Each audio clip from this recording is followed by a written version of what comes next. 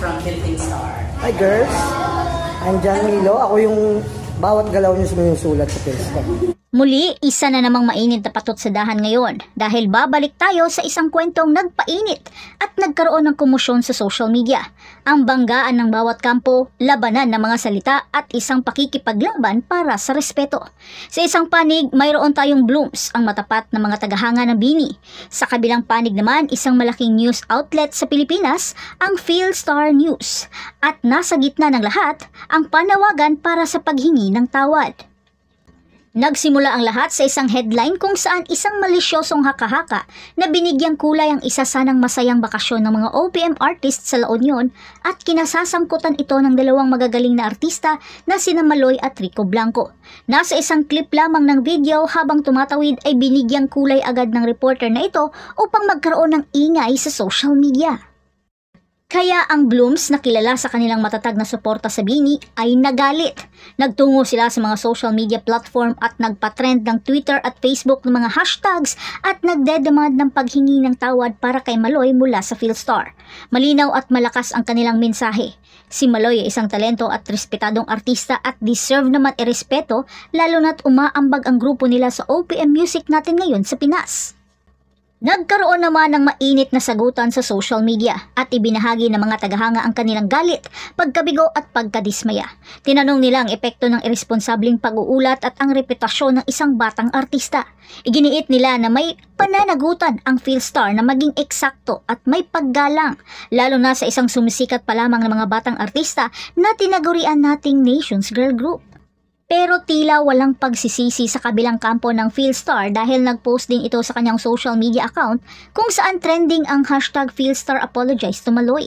Pinahayag niya na ang context ng nasa loob ng kanyang artikulo ay iba sa kanyang headline dahil ito naman ay patanong na pagkasabi at idinidiin na sa grupong iyon ay sina Maloy at Rico lamang ang tanging mas sikat kaya niya ito nilagay sa headline. Anong masasabi niyo patungkol dito? Makatarungan ba ang ganitong pamamahayag? Pero tila misleading na talaga sa umpisa pa lang dahil ang headline nito ay nagsasabi na New Year, New Love, Rico Blanco, BINI Maloy spotted together in La Union.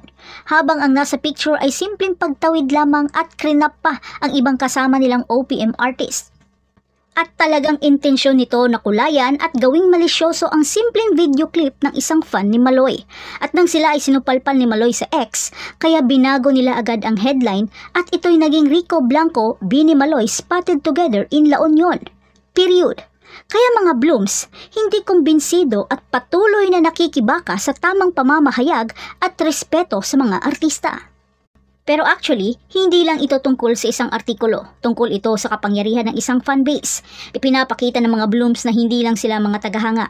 Sila ay isang puwersang dapat pakitunguhan. Ang kanilang sama-samang boses ay nag-echo sa buong social media at nagpadala ng isang mahalagang mensahe sa Philstar at sa buong industriya ng media. Ang Blooms ay higit pa sa mga tagahanga. Sila ay isang komunidad, isang pamilya na nagkakaisa sa kanilang pagmamahal sa BINI at sa kanilang matatag na suporta kay Maloy. Tumayo sila para sa kanilang pinaniniwalaan at hindi sila mag-aatubiling ipagtanggol ang kanilang mga idolo mula sa hindi patas na pagtrato. Ipinapakita ng sitwasyong ito ang kapangyarihan ng mga komunidad ng mga tagahanga sa digital age. Maaari silang maging isang puwersa para sa kabutihan na nagtataguyod ng positibong pagbabago at nagpapanagot sa mga media outlet. Maaari rin silang maging isang pinagmumulan ng inspirasyon na nagpapaalala sa atin na kahit nasa gitna ng mga pagsubok, ang pagkakaisa at pagmamahal pa rin ang mananaig.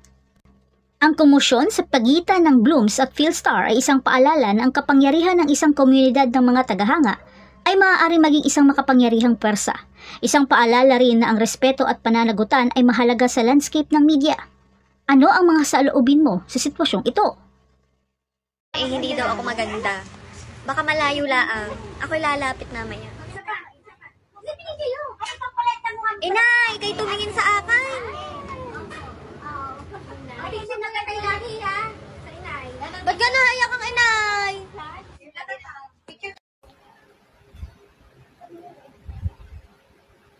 Smile!